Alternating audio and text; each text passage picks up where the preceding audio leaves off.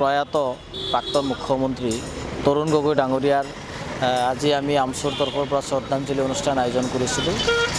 আৰু এই শ্ৰদ্ধাঞ্জলি অনুষ্ঠানৰ জৰিয়তে আমি এটা কথাই ক'ব বিচাৰোঁ যে আচলতে তৰুণ গগৈ ডাঙৰীয়া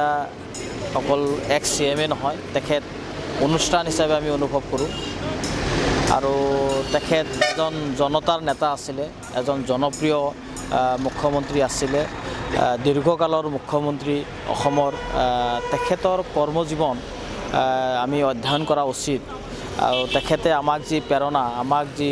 ৰাজনৈতিক দিশত যিটো আমাক শিক্ষা দি গ'ল, আমি অৰাজনৈতিক ছাত্ৰ সংগঠনৰ এজন নেতা হিচাপেও আমি এই কথাটো অনুভৱ কৰোঁ যে মুখ্যমন্ত্ৰী ডাঙৰীয়াই আমাৰ এজন আদৰ্শ পিতৃপুৰুষ ৰাজ্যখনৰ, আৰু আমি এজন ৰাজ্যখনৰ আদৰ্শ পিতৃপুৰুষ আমি হেৰুৱালোঁ। এই ক্ষেত্ৰত আমাৰ ৰাজ্যখনৰ ৰাজনৈতিক জগতত যথেষ্ট ক্ষতি হ'ল আৰু এই অপূৰণীয় ক্ষতি কেতিয়াও পূৰণ নহ'ব। আৰু মুখ্যমন্ত্ৰী তৰুণ গগৈ ডাঙৰীয়াৰ যি কাৰ্যকাল আছিলে, তেখেত যেনেকৈ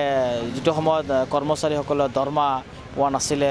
যিটো সময়ত ৰাজ্যখনৰ অৱস্থা অতি জটিল সন্দিক্ষণত তেখেত দায়িত্ব গ্ৰহণ কৰি খুব নিষ্ঠাৰে প্ৰায় 15 বছৰ ৰাজ্যখনৰ মুখ্যমন্ত্ৰী আছিলে।